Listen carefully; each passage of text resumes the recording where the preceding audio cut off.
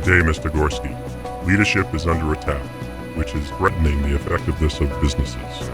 Our intel has identified two agent infiltrators. They fall under the code names of status quo and complacency. Your mission, if you choose to accept it, is to eradicate these infiltrators as quickly and efficiently as possible. Time is of the essence. You must not fail. Good luck, Ted. This message will self-destruct in 5 seconds.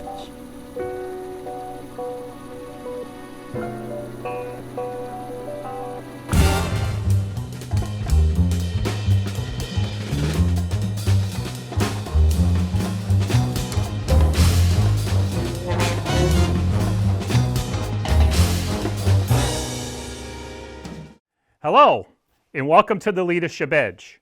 I'm your host, Ted Gorski.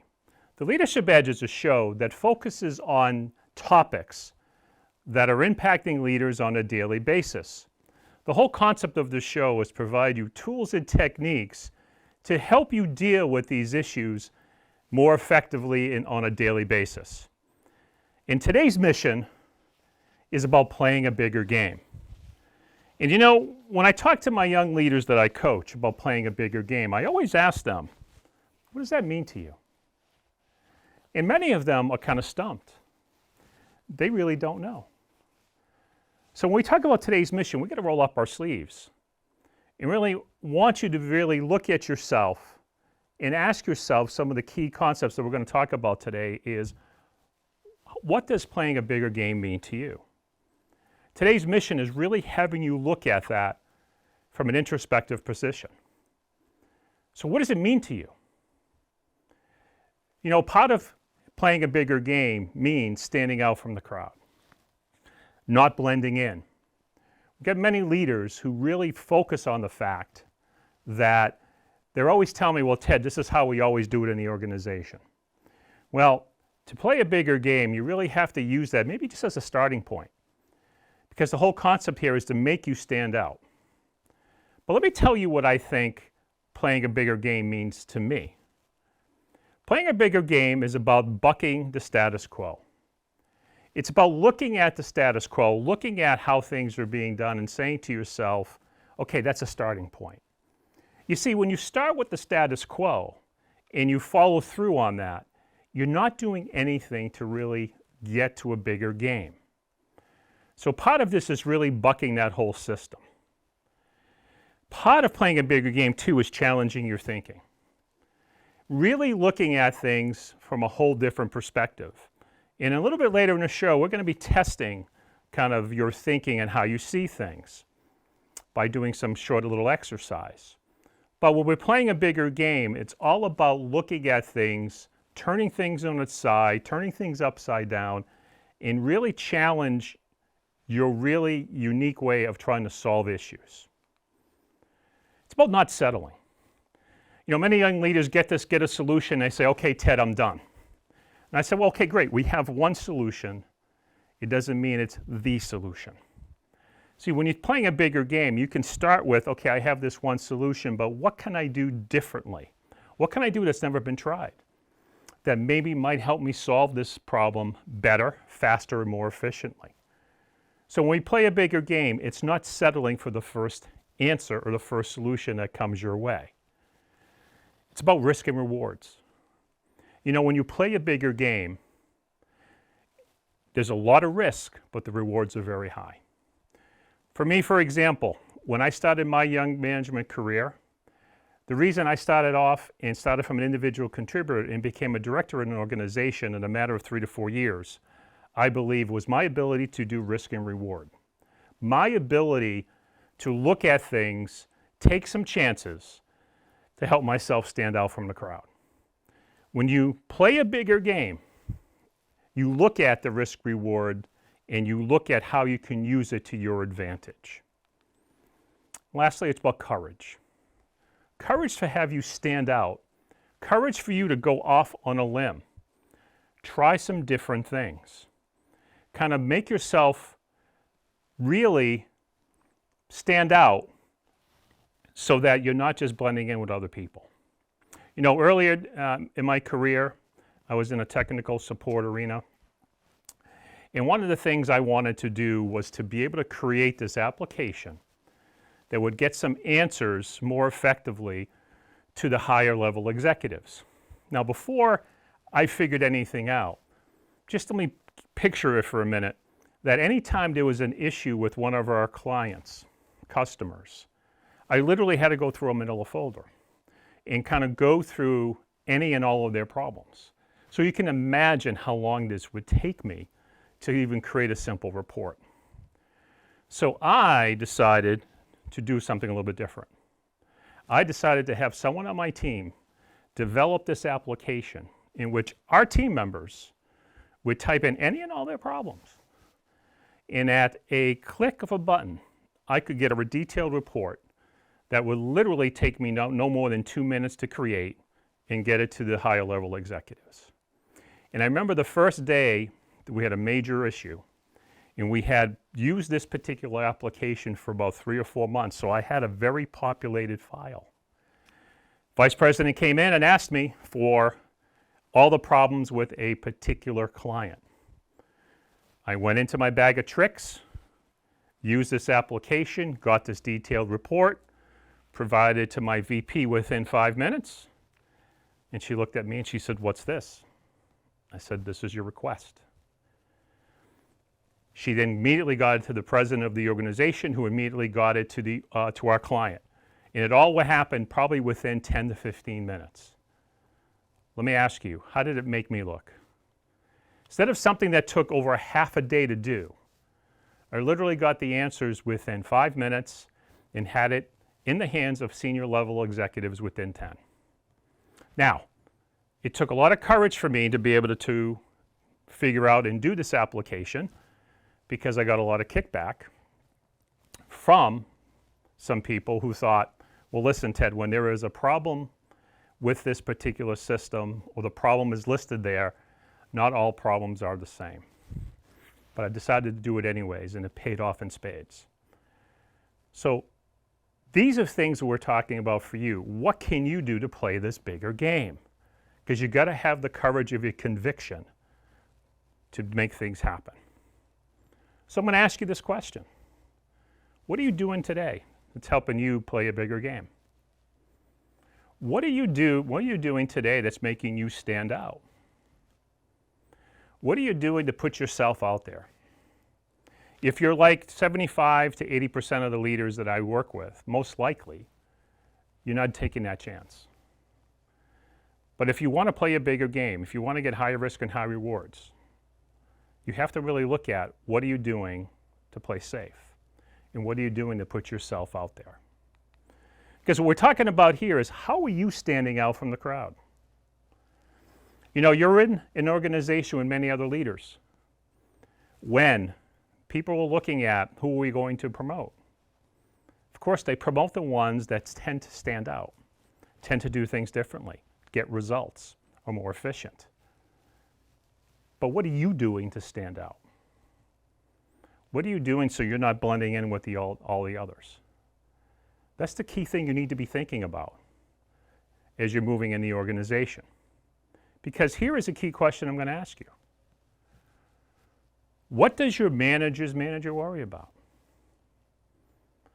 You know, I asked this all the young leaders. What does your manager's manager care about? What are they thinking about that's keeping them up at night? What can you do to try to anticipate the informational needs that you can provide in those particular areas? Because think about it. Let's say you had someone in your organization who was able to provide you information preemptively without you asking, in some meeting comes up in which that information was vital. How would you look at that person? My feeling is, if they were consistent, you would consider them to be very valuable to your organization. So my question to you is, are you doing the same? For me, one of the things I used to do in order to get this type of information is I used to take the executive assistant of the VP out to lunch every month. We became friends, and she would tell me exactly what was kind of happening. She would tell me what my VP was worried about. She would tell me when the president was coming from our home office in New York down to Massachusetts to visit us. And I would ask, well, what does he care about? What is he here for? And it allowed me to be prepared with information to give to my vice president. It helped me understand why he was coming, because there was a particular reason for it. I really looked at what I could provide my vice president with information. So you can imagine that when I provided this information, and it may have been just simply, hey, I think this information is going to be worthwhile, I wanted to provide it to you. When you start doing that more consistently, and that information becomes important to that person's going to look at you as a valuable asset. So if you cannot answer this question of the 2 or 3 things that your manager's manager is worried about, that's going to be your mission. Your mission is to find that out. Yeah, you can take the executive system out to lunch, but look for emails that have your manager's name on it or your manager's manager. I'm sure there's company reports that you can get your hands on. But find out what those areas are, and start to realize and ask yourself, what preemptive information can I provide to my manager's manager? Or at least to my manager, so they become more prepared before they realize what they need with that information. So, who are some examples of what I consider to be people who played a bigger game? Well, there's 3 examples that come to mind. First one is Herb Brooks. Herb Brooks, the late hockey coach that brought the U.S. 1980 hockey team to the gold medal. Now, Herb, prior to 1980, he figured out a way that he could beat the Russians. And it was a way that was totally different than any other coach ever came up with. And the people who was listening to him in terms of his approach thought he was crazy. But he said, I have a way to beat this team. The Russian hockey team, which over a 10-year span was 62-6-2. This is a hockey team that was winning constant gold medals in the Olympics. These were some hockey players who were professionals. And he said, I have a system to beat this team, which became the Miracle on Ice. But he played a bigger game. He didn't want to settle for the way that previous USA hockey teams were playing, because he figured that was a recipe for a loss. He figured out what had to be done. Winston Churchill, the premier for England. Winston Churchill was ahead of his time. He was the only one, many, many years before World War II started, talking about what Hitler was doing and how he was a menace to Europe. What was interesting is Winston Churchill, when I've researched him, used to run to the rooftops of buildings when Germany was bombing England. And when I asked him, why are you doing that? He said, because I want to see the damage they do, because when I communicate to the people of England, I want to articulate it because I want to see it firsthand. Winston Churchill was a leader that would go to the front lines and say to his people, what do you need to be successful? Sure, Winston could have went to his generals, which he did, but he went to the front lines because he wanted to hear it from the people. Third example is Steve Jobs. Before he started creating Apple, he looked at the PC and says, okay, well, that's one particular tool, but I think we can create a different tool that's more visual, that create more creative things. And that's where he created the Macintosh. And of course, now it becomes the MacBook, the Mac, and iPhone, and all that. But he was cutting corners. He looked at things differently. He was playing a different game, playing a bigger game, and figuring out there are different ways that he could create a tool that could captivate people. You see, when we look at the way we think of problems, as Einstein said, we can't think of solving the problems with the same thinking that created them. This is what we're talking about, playing a bigger game. You got to change your whole thinking. You got to change your whole perspective. in order to really change the way you see things and not settling. And many leaders today are getting stuck in their thoughts and getting stuck in a certain way of thinking.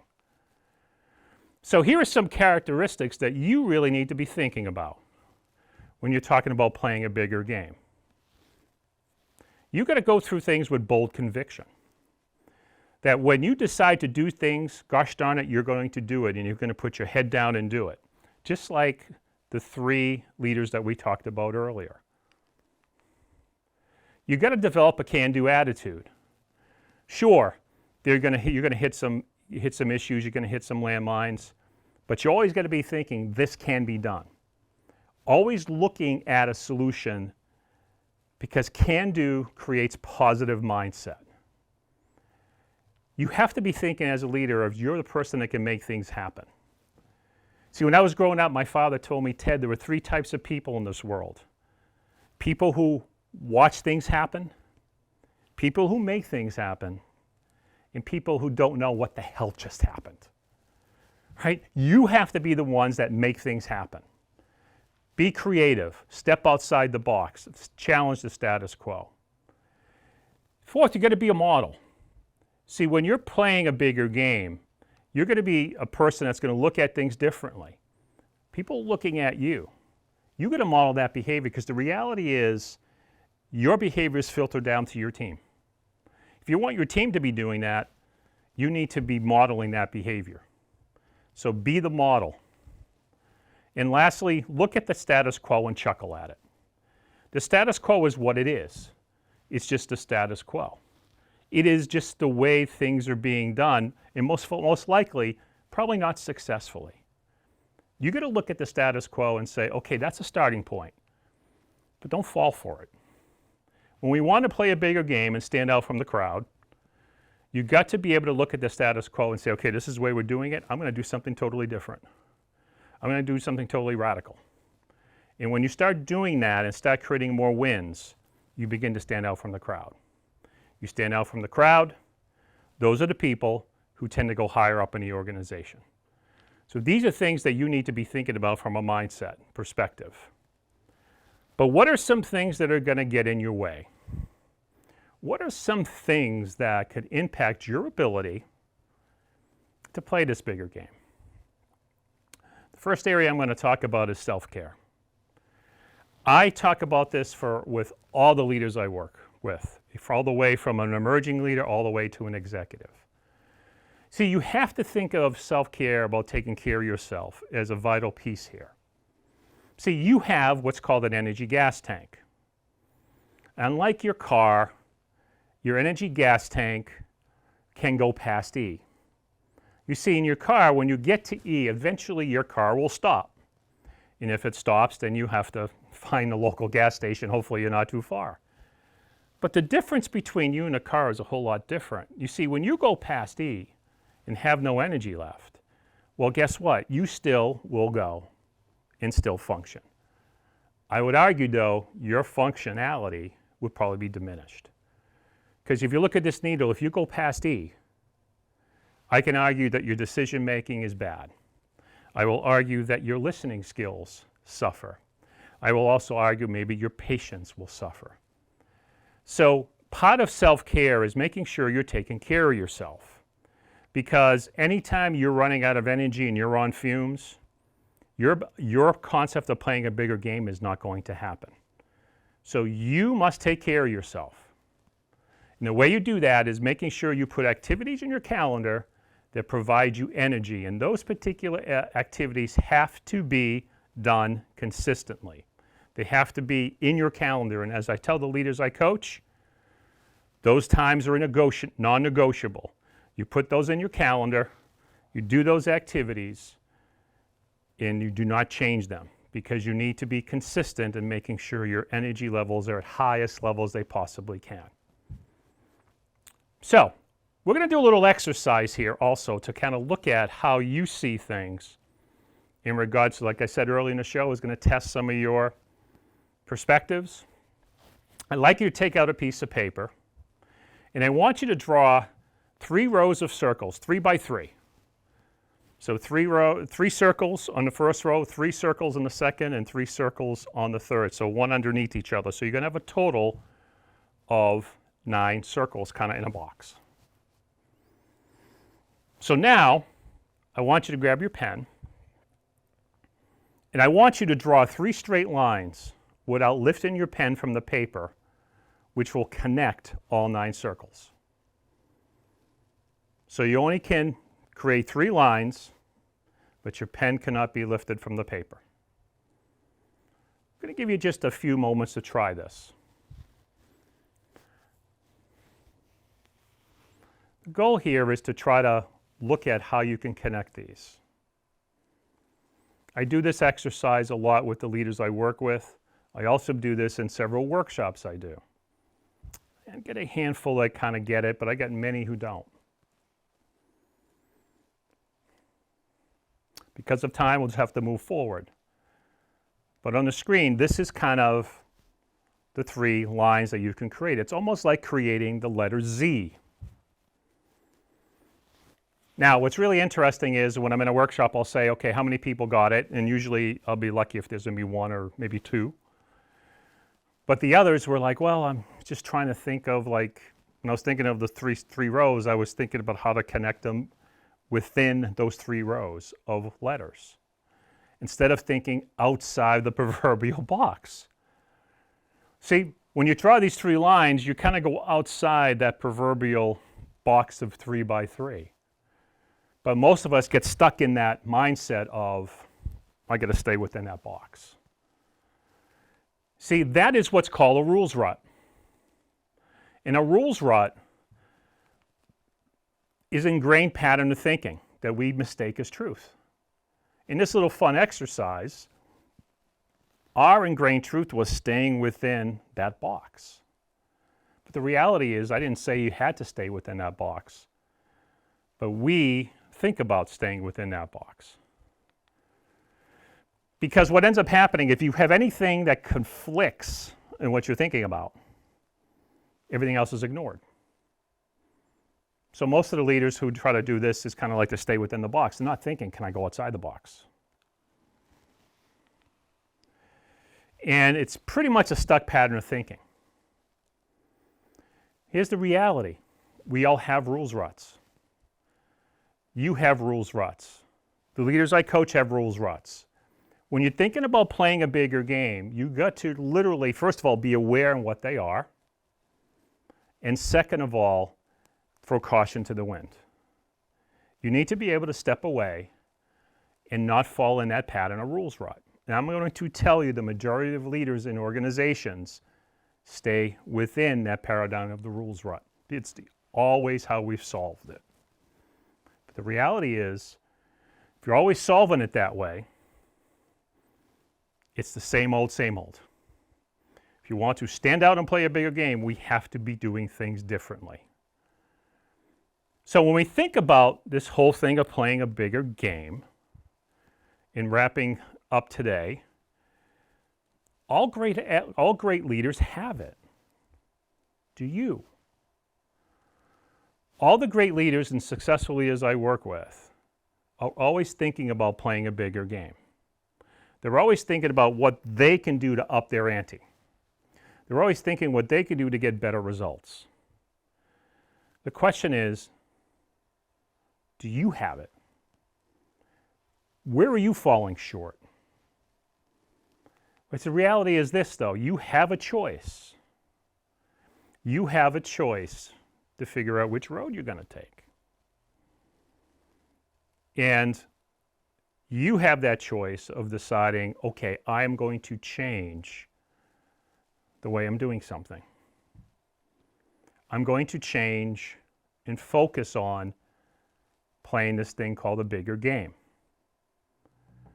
So in wrapping up today, I'm going to ask you, your mission, if you choose to accept it, is to look at, what am I doing to play a bigger game?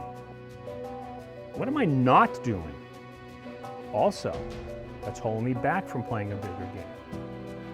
And I ask you to take one action that will help you to do that. because one action will create a second and a third and a fourth, but you must first start with one action. And that is your mission if you choose to accept it. In closing, if there's anything we can do to help you with your leadership needs, please feel free to reach out to us at www.getYourEdge.com, and we'd be more than happy to talk to you to see what we can do to up your game as a leader. So again, my name is Ted Gorski. Thanks for tuning in for today's show on the Leadership Edge. See you next time for your next mission on the Leadership Edge.